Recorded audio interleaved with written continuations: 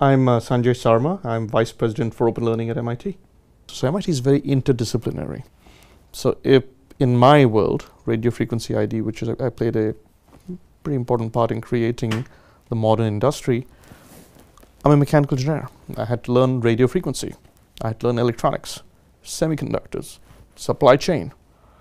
And MIT is the place where you can take those, those winding paths to finding the solution. You may need to immerse yourself in new worlds. You may have a different country, a different culture, but that's what makes MIT special. I think the first step in any design process is being really empathetic to the user, to the function that you're trying to serve, and that's very important. But that's not the only, it's an important step, but it's not the only step. What follows is something that's particularly special at MIT, which is the ability, the desire, the grit, the determination to bring everything you can to solve that problem, and not falling into sort of, I know this solution, I'm going to apply it there.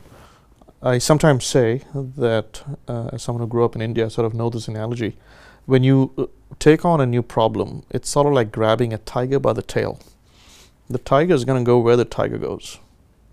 If it decides to swim in a river, you're getting wet. If it runs through the forest, you're getting dragged through that forest. Eventually, you're going to tire that sucker out, right? And now you have the tiger trapped. Now, that means that if you get into, you have to be loyal to the problem. The tiger is a problem. If the problem requires you to learn a new field, you must learn it. If the problem sort of shakes you around, you must still hang in there. If the problem requires you to bring in other expertise, you must bring it in.